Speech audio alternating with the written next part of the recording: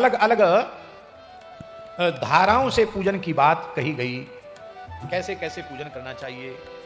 जिसको सन्निपात ज्वर हो जाए, प्रलाप की स्थिति आ जावे, तो जलधारा शतरुद्री से, एकादश रुद्र से, रुद्र मंत्रों के जप से, पुरुष सूक्त से, 6 ऋचा वाले रुद्र सूक्त से, महामृत्युंजय मंत्र से, गायत्री मंत्र से, और कुछ ना हो तो पंचाक्षर मंत्र से शिवजी पर जलधारा करने से और संपूर्ण रोगों का शमन हो जाता है। सुख समृद्धि के लिए जलधारा।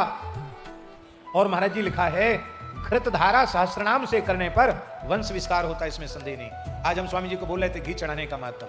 वेद लक्षणा भारतीय देसी गाय के घी से 1000 शिव जी के नाम लेकर घृतधारा करे तो उसका वंश बहुत आगे बढ़ जाएगा, वंश चलेगा उसका। इस प्रकार की बात कही गई है।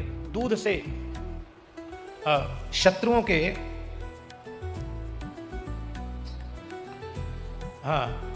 बुद्धि किसी की मंद है, जड़ है, याद नहीं होता है, तो उस व्यक्ति को शर्करा मिश्रित देसी गाय के दूध से शंकर जी का अभिषेक करने पर उसकी बुद्धि बहुत तीव्र हो जाती, धारणा शक्ति हो जाती है। लिखा है बृहस्पति समा बुद्धि, बृहस्पति के समान बुद्धि उसको प्राप्त हो जाती है।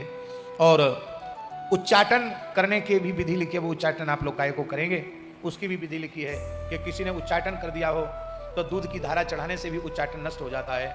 आप किसी पे मत करना, आपको किसी ने कर दिया हो तो आप उसके लिए अभिषेक से शांत हो सकते हैं। शत्रुओं के नाश के लिए सरसों के तेल की धारा से अभिषेक करना चाहिए। सुगंधित तेल की धारा से भोगों की प्राप्ति होती है।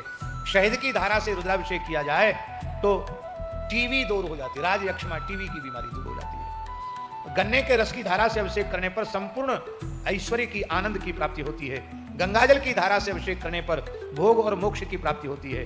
फलों की रस निकालकर उस धारा से अभिषेक करने से भी अभीष्ट की सिद्धि होती है। महामृत्युंजय मंत्र से इनको चढ़ाना चाहिए। वैदिक मंत्र के साथ महामृत्युंजय का भी प्रयोग करना चाहिए।